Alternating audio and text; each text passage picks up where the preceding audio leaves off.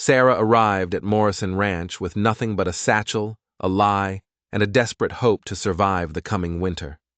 The wind whipped her hair across her face, cold and sharp, as she stared at the main house. It was a solid, two-story thing made of weathered timber, smoke curling from its chimney like a weak gray ghost. This was it, her last chance. A voice, deep and full of gravel, cut through the wind from behind her. "You the new foreman?" She turned, her heart hammering against her ribs. The man standing there was carved from the same hard country as the mountains behind him, tall, broad-shouldered, with eyes the color of a stormy sea. Lines were etched around those eyes, lines from squinting at the sun and from a weariness that seemed to go down to the bone. This was Cole Morrison. "Sarah McKenna," she said, forcing her voice to be steady. She extended a hand, and when he took it, his grip was like iron. He raised a single, skeptical eyebrow. "The telegram just said S. McKenna. I assumed you'd be a man." "You assumed wrong," Sarah said, lifting her chin. The lie had to start somewhere, and it might as well start with confidence. "Does my being a woman change the terms of the job?" Cole Morrison stared at her for a long, uncomfortable moment. He took in her worn riding skirt, her sturdy boots, the way she held his gaze without flinching. "Depends," he said finally, his voice slow and deliberate. "The last foreman, Mr. Jenkins, he left in a hurry. Didn't even take his last month's pay." A shiver went down Sarah's spine that had nothing to do with the cold. A man doesn't leave his pay behind unless he's running from something, or unless something stopped him from collecting it. "The job requires more than just ranch work," Cole continued, his jaw tight. "I have a daughter, Emma. She needs looking after when she's not at her lessons in town. Mrs. Patterson helps, but it's not enough." Sarah's gamble was suddenly much more complicated. This wasn't just a job, it was an audition to be part of a broken family, a widowed rancher, a lonely child, and a ranch with a foreman who vanished into thin air. "I can handle anything you need, Mr. Morrison," she said, praying he believed her. For a second she thought he would send her away, but then he gave a short, sharp nod toward the house. "Come on then, let's get you settled. Snow's coming." The inside of the house was warm and smelled of wood smoke and baking bread. From behind a door frame, a small face with enormous green eyes peeked out. "Emma." "Emma, come meet Miss McKenna," Cole said, and the gentleness in his voice was a stark contrast to the hard man outside. The little girl stepped forward, clutching a worn rag doll. She was a wisp of a thing in a faded blue dress. "Are you going to leave too?" she asked, her voice a tiny whisper. "Like Mr. Jenkins?" Cole's breath hitched. Sarah knelt down, ignoring the warning signs screaming in her head. "I'm not going anywhere," she said, her voice softer than she intended. "I promise." "That's what Mr. Jenkins said," Emma whispered, her chin trembling. "He said he'd teach me to whittle. Then one night, he was just gone." Sarah's blood ran cold. This wasn't a man who just quit. This was a man who disappeared. She glanced up at Cole, at the anguish etched on his face, and knew she was in deeper than she ever imagined. This ranch held a dark secret, and she had just walked right into the middle of it. Sarah reached into her satchel, her mind racing. She had to win the girl over. It was the only way to secure her place here, the only way to survive. She pulled out a small wooden horse, carved with incredible detail. It was the one true thing she owned, a relic from a life she'd left behind in a cloud of dust and sorrow. "This was my little brother's," she said, another lie built on a sliver of truth. "He gave it to me before he went away. It's my most prized possession. I want you to keep it for me. That way, you'll always know I'm coming back for it." Emma's eyes, so much like her father's, went wide. She took the horse with a reverence that made Sarah's heart ache. The lie felt like a shard of glass in her throat. When she stood up, Cole was watching her with an expression she couldn't decipher. It was more than suspicion, but it wasn't trust. Not yet. "I'll show you to the bunkhouse," he said, his voice flat. It was a dismissal, a line drawn in the sand. A foreman, even one who was supposed to look after his child, belonged in the bunkhouse, not in the main house, not in his life. As he led her across the yard, the first flakes of snow began to fall, fat and heavy. The bunkhouse was small, just a single room with a cot, a stove, and a small table. It was clean but stark, impersonal. "Mr. Jenkins left most of his things," Cole said, gesturing to a small trunk in the corner. "Sheriff came and looked through it. Didn't find anything." But Sarah noticed something he'd missed. Tucked under the leg of the cot was a folded piece of paper. As soon as Cole left, she snatched it up. It wasn't a letter, it was a crude drawing, a map of the ranch. But in the far western pasture, near an old, gnarled oak tree, was a small X and a strange symbol, like a coiled snake eating its own tail. What had Mr. Jenkins found out there? And was it the reason he was gone? The ranch was no longer just a sanctuary from the coming winter. It was a puzzle box, and she was starting to think the prize inside was death. The next few days were a blur of hard work. Sarah mended fences, herded cattle, and fixed a broken pump, all under Cole's watchful, silent gaze. He was testing her, waiting for her to fail. She refused to give him the satisfaction. She also spent every spare moment she had with Emma, building a fragile trust, one shared story and one small smile at a time. The little girl was the light in the oppressive shadow of the ranch, but the mystery of Mr. Jenkins and his strange map gnawed at her. One afternoon, while checking the fence line in the western pasture, she found her chance. There was the old oak tree from the drawing, its bare branches clawing at the gray sky. She pretended to fix a loose wire, her eyes scanning the ground, and then she saw it. Scratched into the bark of the tree was the same symbol, the coiled snake.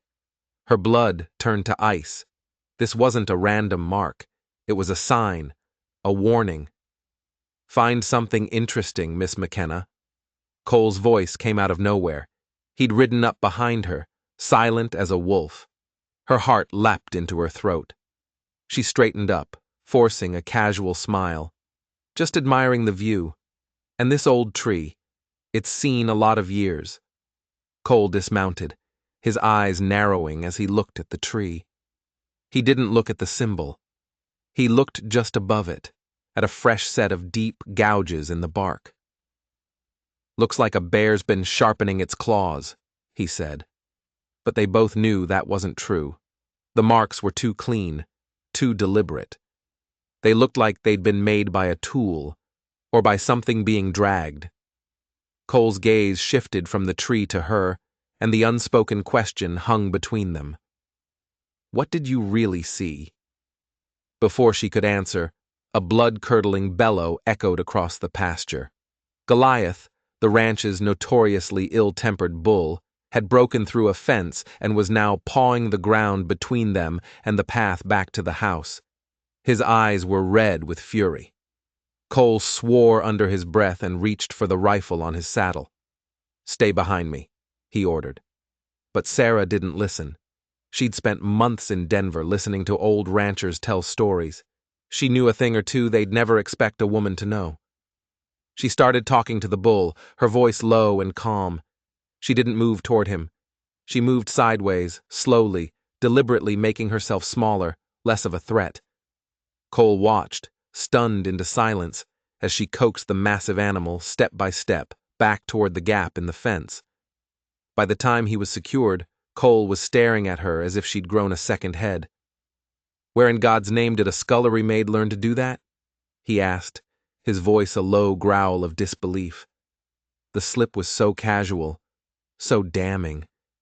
He hadn't just checked on the ranch she'd mentioned. He'd checked on her. He knew she wasn't who she said she was. The lie was unraveling. And as she looked from his hard, accusing face to the strange symbol on the tree, she realized her life wasn't the only secret this land was hiding. The ground beneath her feet felt less like a refuge and more like a grave.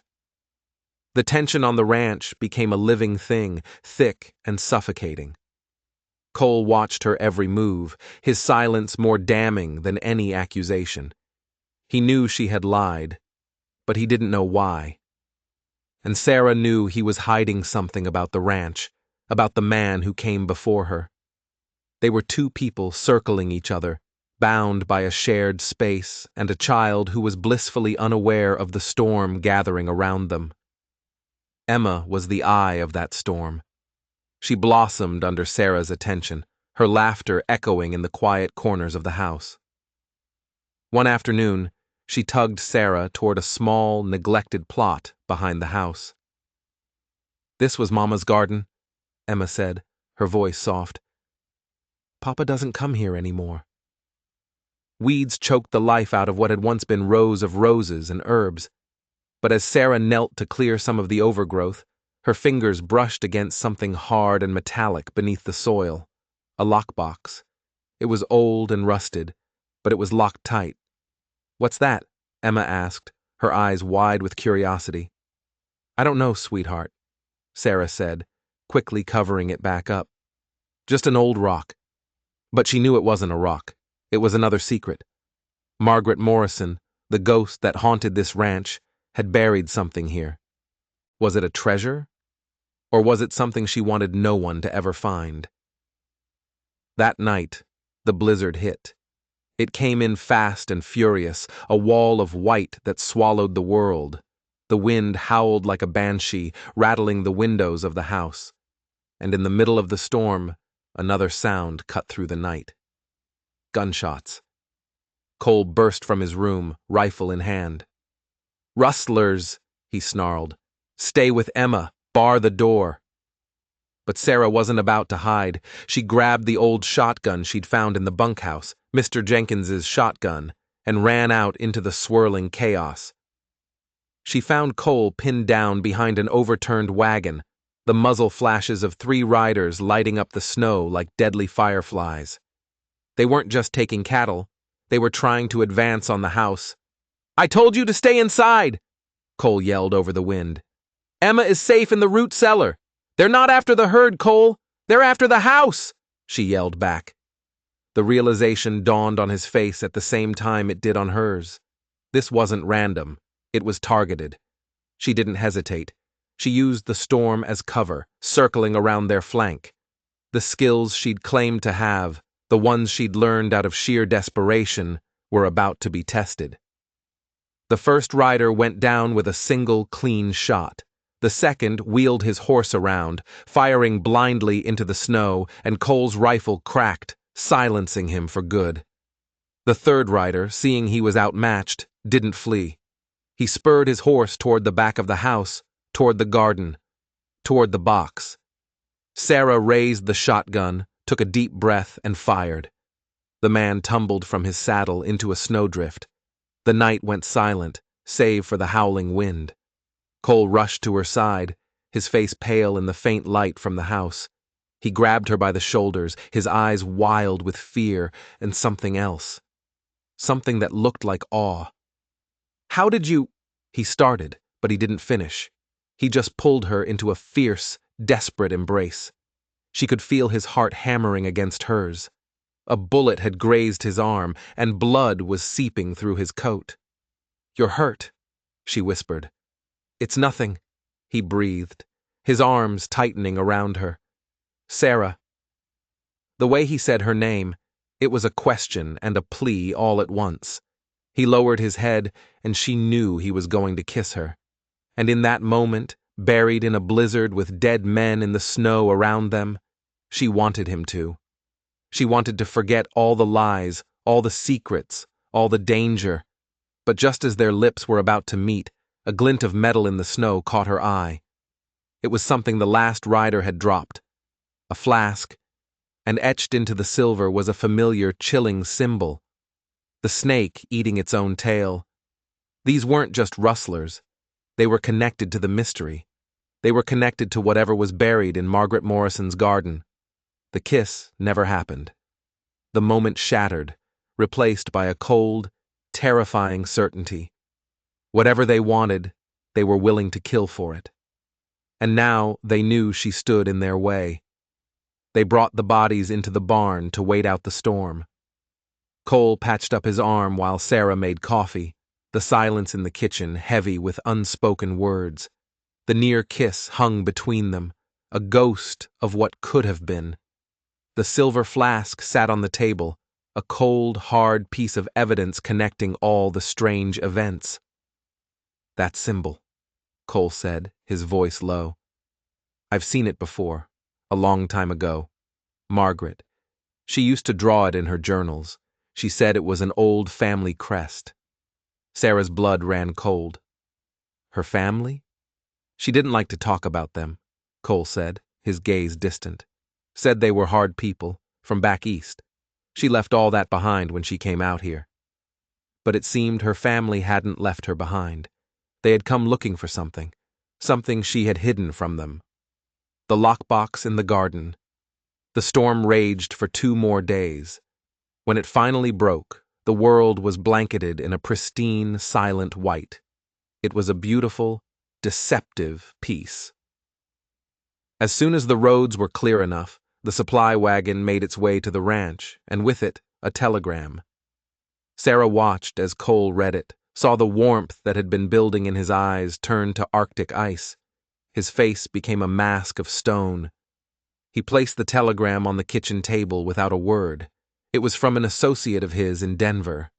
It detailed the life of a scullery maid named Sarah McKenna, who worked at the Grand Hotel for 6 months. A quiet girl who spent her evenings listening to the stories of ranchers and cowboys. A girl who disappeared one night after being accused of stealing a recipe book. "You lied to me," Cole said, his voice dangerously quiet. "About everything." "Not everything," she whispered, her voice breaking. The floor felt like it was about to give way beneath her. "My name is Sarah McKenna. My brother did die.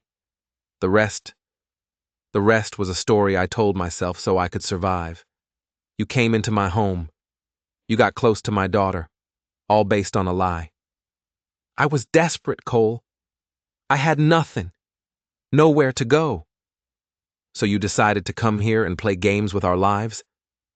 His voice rose, filled with the pain of betrayal.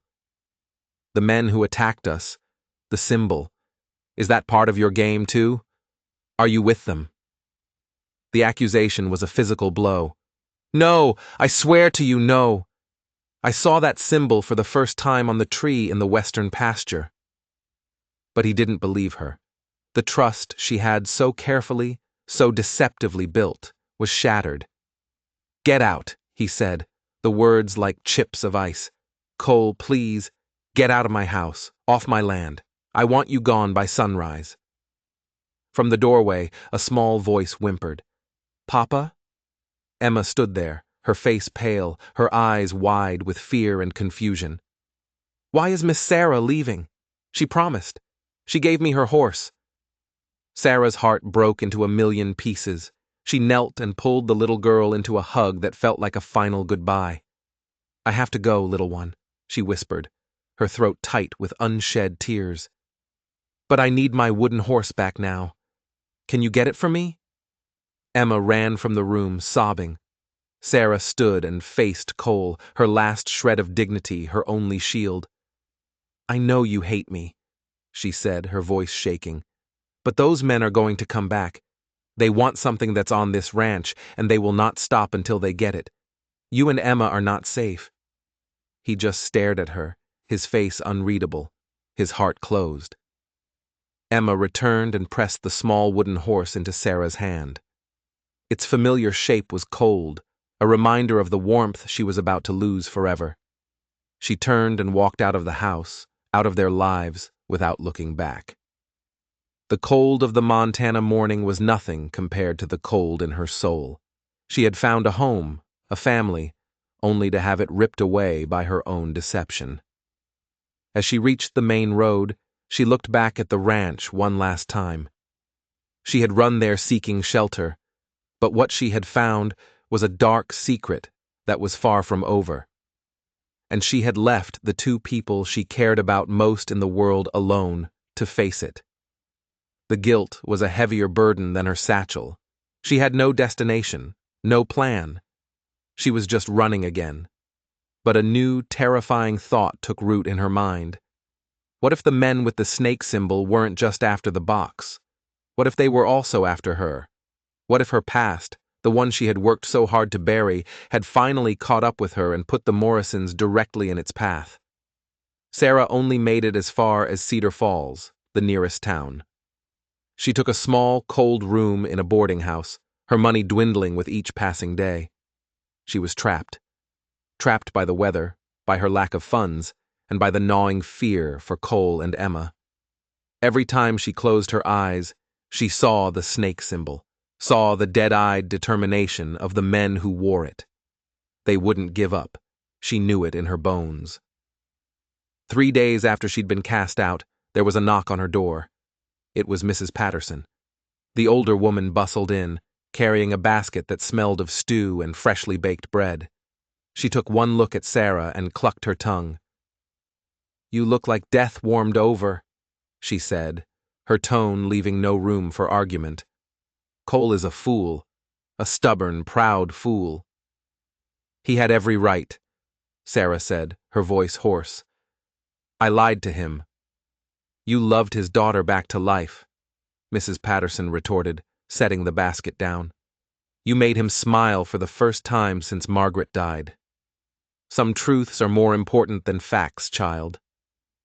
She sat on the edge of the bed, her expression softening. "He's in danger, isn't he? Those men, they weren't just rustlers." Sarah nodded, the story tumbling out of her. The missing foreman, the symbol on the tree, the lockbox in the garden, Margaret's mysterious family. Mrs. Patterson listened, her face growing paler with each word. When Sarah finished, the older woman was silent for a long time. "I should have told him," she finally whispered.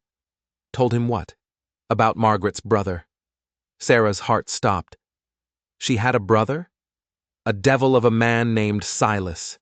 He came through here once years ago before Emma was born. He had the same snake symbol tattooed on his wrist. He and Margaret had a terrible fight. He said their father had left her a fortune, an inheritance she had stolen from him. She denied it, said their father was a pauper who left them nothing but debts and misery. Cole threw him off the ranch and told him never to come back. Now it all made sense. Silas and his men weren't just looking for a box. They were looking for a fortune they believed was rightfully theirs, and they believed Margaret had hidden it on the Morrison ranch. "Cole doesn't know this?" Sarah asked. "Margaret made me promise never to speak of it. She wanted to protect him, to keep her past from poisoning their future. But it seems the poison has seeped through anyway." A new, chilling thought struck Sarah. "Mrs. Patterson, how did Margaret die?" The official story was that she'd died from complications of childbirth. But now... "It was a fever after Emma was born," Mrs. Patterson said, but her eyes wouldn't meet Sarah's. "She was weak for days. The doctor did everything he could." The hesitation was all the confirmation Sarah needed. Something was wrong with that story. The pieces were clicking into place with horrifying speed. Mr. Jenkins must have stumbled onto something related to Silas, perhaps found the box, and Silas's men silenced him. Now they were back to finish the job, and Cole was standing right in their way, completely blind to the real danger. She had to go back. She had to warn him, whether he wanted to see her or not. But as she stood to pack her meager belongings, she glanced out the window. A man was standing across the street, half hidden in the shadows of an alley. He was watching her room, and on the back of his gloved hand, she could just make out the dark lines of a tattoo, a coiled snake. They hadn't just been after the ranch. They had been following her. They knew who she was. The realization hit her like a physical blow. Her past wasn't just catching up to her. It was intertwined with the Morrisons' future. Her deception hadn't just been a lie to get a job. It had placed Cole and Emma in the crosshairs of a man who would stop at nothing to get what he wanted. Her attempt to escape her own history had led her straight into someone else's, and now they were tangled together in a deadly knot. Panic seized her. They had found her. How? She'd been so careful. She scrambled away from the window, her heart pounding a frantic rhythm against her ribs. She had to get out of there. She had to get to Cole. She grabbed her satchel, but as her hand closed around it, her fingers brushed the small wooden horse. She paused. The horse. The one true thing she had. The one piece of her real past she carried. She turned it over and over in her trembling hands, and then she saw it. A tiny, almost invisible seam along the horse's belly. Her brother, a whittler of extraordinary skill, had loved making things with secret compartments. With fumbling fingers, she worked at the seam until it gave way. The horse split open into two perfect halves. Tucked inside was not a locket, not a picture, but a small, tightly folded piece of oilcloth. Her hands shook so badly she could barely unfold it. It was a letter from her brother, dated just before he died. "Sarah," it began, "if you are reading this, I am gone, and you are in trouble. The man I was investigating, Silas Kane, he knows about you. He knows I was a ranger. He thinks I told you where his father's fortune is hidden. I never found it, but he won't believe that. He is a monster who left a trail of bodies from here to the territories. The symbol of the snake is his mark. He brands his men with it. Do not trust anyone. Run. Keep running." Silas Kane, Margaret's brother, her own brother, a Texas Ranger, had been hunting him, and Silas thought her brother had passed a secret on to her. That's why they were following her. That's why the man was outside. They didn't think she was an ally of the Morrisons. They thought she was their rival. They thought she was also after the inheritance. Her lie about being a ranch hand from Colorado was more dangerous than she could have ever imagined. It had placed her at the scene of the crime, looking like she had inside knowledge. She heard footsteps on the stairs, heavy and slow. They were coming for her. She shoved the letter and the horse into her satchel, threw open the window, and dropped into the back alley, landing hard in a pile of snow. She scrambled to her feet and ran, not daring to look back. She didn't run out of town. She ran toward the one place she knew they wouldn't expect her to go. She ran back to the Morrison ranch. The ride was a nightmare. She stole a horse from the livery, pushing it harder than she should have, constantly looking over her shoulder. The winter landscape, once a symbol of peace, now felt like a trap. Every shadow a potential enemy. She arrived at the ranch near dusk, the horse lathered and gasping. She didn't go to the main house. She went to the barn, her shotgun held tight in her hands. She found Cole inside, checking on the livestock. The moment he saw her, his face hardened. "I told you to leave," he said, his voice cold as steel. "They're coming, Cole," she said, breathless. "They know who I am. They think I'm here for the same thing they are." She told him everything. About her brother, the ranger. About Silas Kane. About the letter. About the man in town. She watched his face as the pieces of his own life were rearranged by the words of a woman he thought he couldn't trust. He saw the truth in her terror. "Margaret's brother," he breathed, the name like a curse on his lips. "He's been hunting you, and you led him right to my door." "I didn't know!" she cried. "I swear I didn't know until today. Cole, the box in the garden, that has to be what he's looking for." As if summoned by her words, a shout echoed from the direction of the house. "Emma!" They burst out of the barn and ran. In the fading light they could see them. 4 riders silhouetted against the snow-covered hills, and standing on the porch of the main house, holding a terrified Emma in front of him like a shield, was a man with cold, dead eyes and a snake tattooed on his wrist. "Morrison!" Silas Kane yelled, his voice carrying on the cold, still air. "It's been a long time. I've come for what's mine, and it looks like I've found a whole lot more." He smiled, a cruel twist of his lips, as he tightened his grip on the little girl. You have something that belongs to me. Two things, it seems. The girl from Denver and my sister's box. You're going to give them both to me, or the next thing you hear will be your daughter screaming.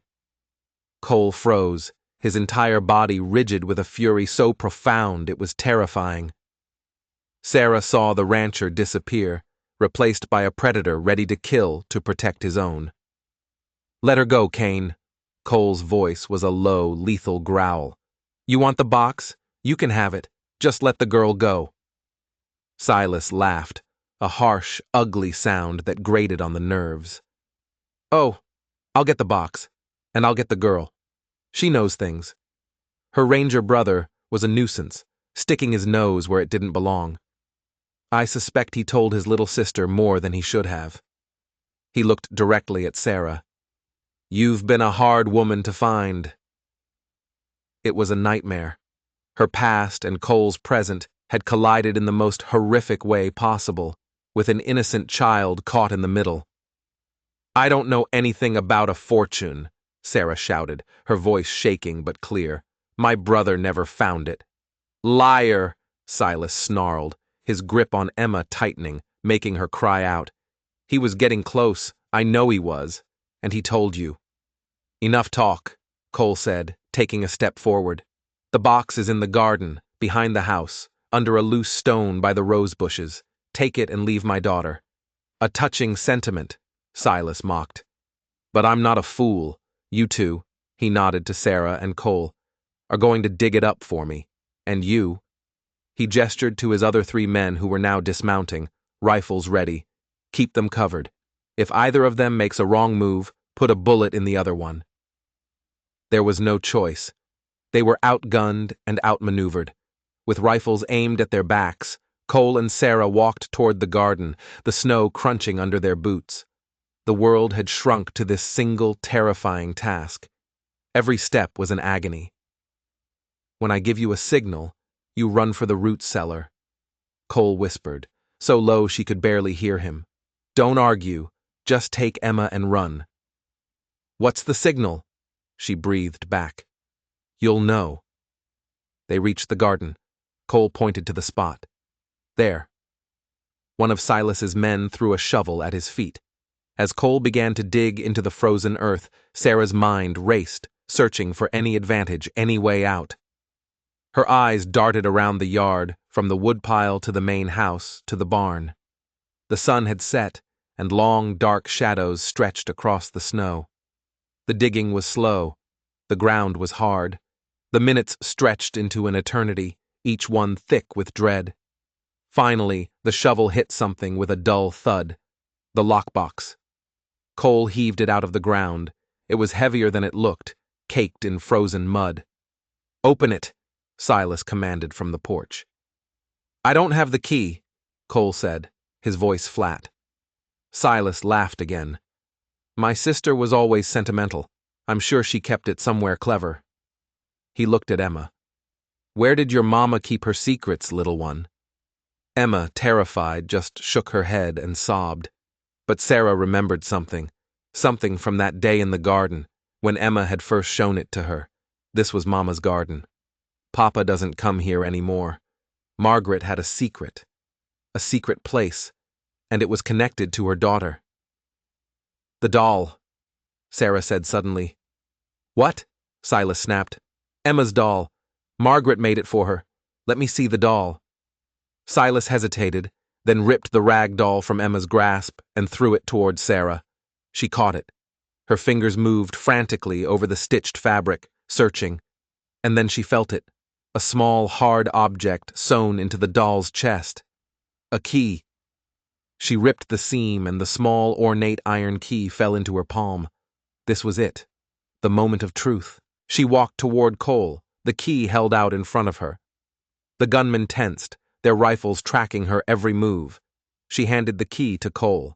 He knelt, inserted it into the lock, and turned. The lock clicked open with a sound that seemed to echo across the entire valley. This was Cole's signal. He didn't open the lid. Instead, he yelled, "Now!" and threw the entire heavy box with all his strength, not at Silas, but at the two gunmen standing closest to him. At the same instant, Sarah launched herself toward the porch, screaming Emma's name.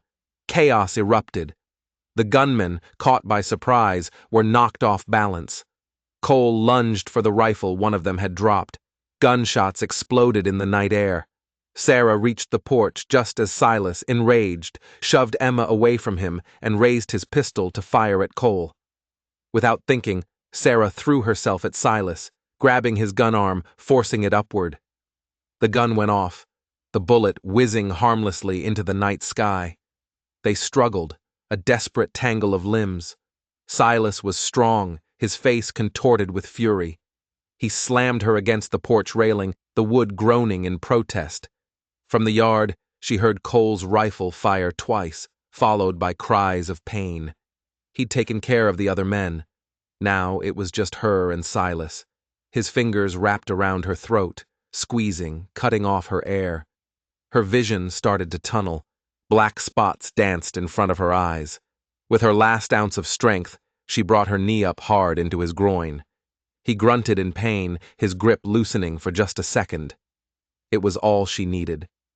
She broke free, gasping for air, and scrambled away. Cole was there then, his rifle leveled at Silas's chest. "It's over, Kane." Silas slowly raised his hands, a venomous smile spreading across his face. "You think so? You think this is just about money? This is about family. Blood. My sister betrayed ours. And you," he spat at Sarah, "you're a loose end. Even if you kill me, my people will find you." From the corner of her eye, Sarah saw a movement in the shadows near the barn. The fourth gunman. The one she'd lost track of in the chaos. He was taking aim at Cole's back. "Cole, look out!" she screamed. But it was too late. Before Cole could turn, another shot rang out. Not from the gunman, but from the doorway of the house. The fourth gunman crumpled to the ground. Standing there, framed in the light, holding Mr. Jenkins' old shotgun with shaking hands, was Mrs. Patterson. "No one," the older woman said, her voice trembling but fierce, "threatens my family." In that split second of distraction, Silas lunged, not at Cole, but at the lockbox. He threw open the lid, expecting to see gold or jewels, but the box was empty, completely and utterly empty. "What is this? Where is it?" he roared, his face a mask of disbelief and rage. He turned on Cole, his eyes wild. "Where is the money?" Cole just looked at him, a slow, grim smile spreading across his face. "There never was any money, was there, Kane? Your father was a broke, pathetic man who filled your head with lies. Margaret knew it. She ran from him. She ran from you. The only thing she ever wanted was to be free of you." It was the truth. The devastating, simple truth. The entire bloody affair, the dead ranger, the missing foreman, the terror, it was all built on the fantasy of a greedy old man. Silas stared at the empty box, his mind snapping. He let out a wordless roar of pure fury and charged at Cole. Cole didn't even raise his rifle. He met the charge head on, his fist connecting with Silas's jaw in a crack of bone. The man went down and didn't get back up. The night fell silent. The only sounds were Emma's muffled sobs as Mrs. Patterson held her tight, and the ragged, gasping breaths of two people who had just walked through hell and come out the other side. Sarah looked at Cole, standing over the unconscious form of Silas Kane, and knew that the lies were finally over. They had been forged in violence and terror, and what was left was a truth that was harder, stronger, and more real than anything she had ever known. They tied Silas and the one surviving gunman up in the root cellar to wait for the sheriff. The other two were dead. A heavy price for a phantom fortune. Mrs. Patterson took a distraught Emma inside, leaving Sarah and Cole alone in the cold, quiet yard, littered with the aftermath of the battle. The air was thick with the metallic scent of gunpowder and blood. "You came back," Cole said, his voice rough with emotion.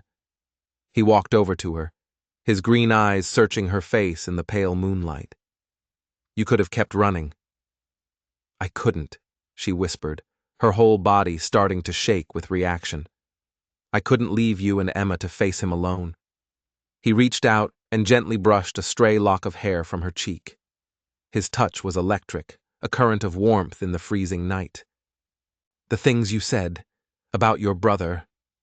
It was all true," she said, tears finally welling in her eyes. "He was a good man. He was trying to stop people like Silas. I ran because I was scared. I lied because I was desperate. I never meant to bring this to your door, Cole." "You didn't," he said, his voice firm. "This darkness was already here, hiding in the shadows. You just dragged it into the light."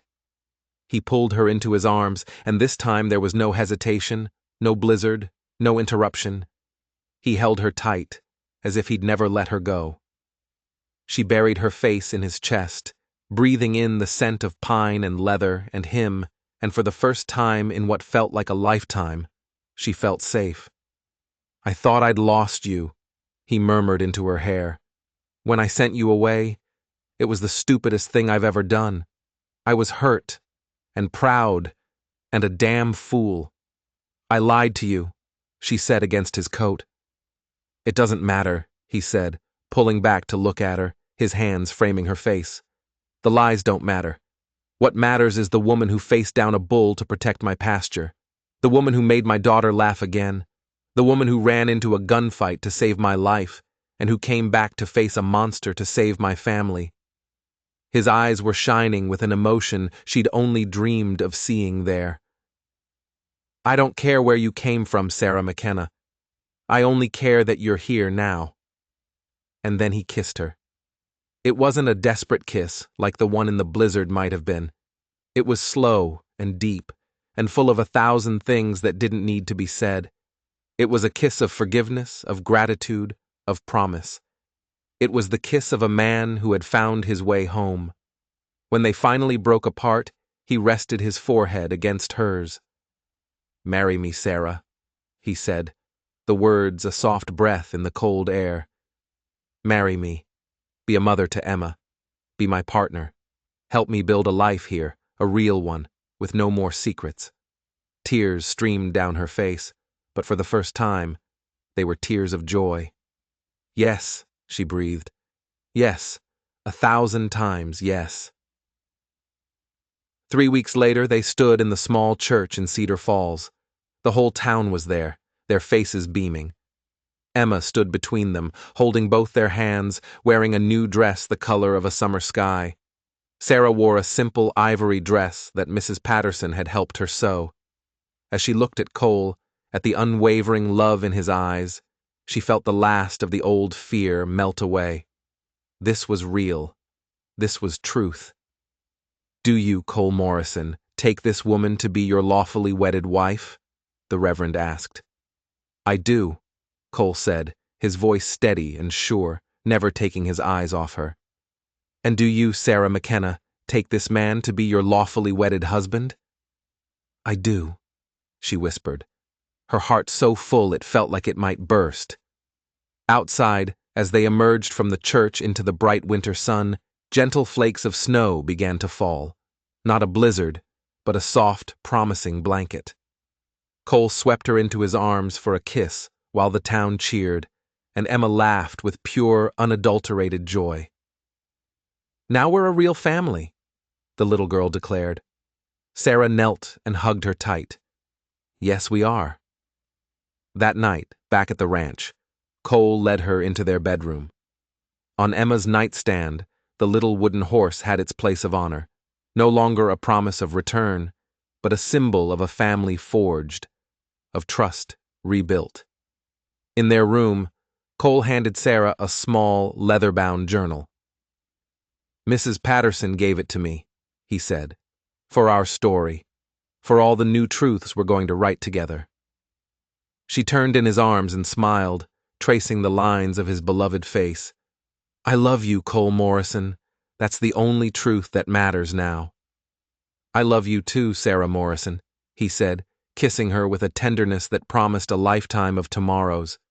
The Montana wind whistled outside the window, but inside, there was only warmth.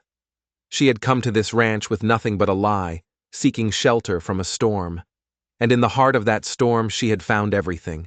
She had found the truth of who she was, the strength she never knew she had, and a love that was fierce enough to conquer any darkness. Her story hadn't ended with her brother's death or her desperate flight. It had just begun. If you enjoyed this story, don't forget to like and subscribe, because the tale we have for you next week is about a lighthouse keeper who discovered the light wasn't the only thing that was being kept. You won't want to miss it.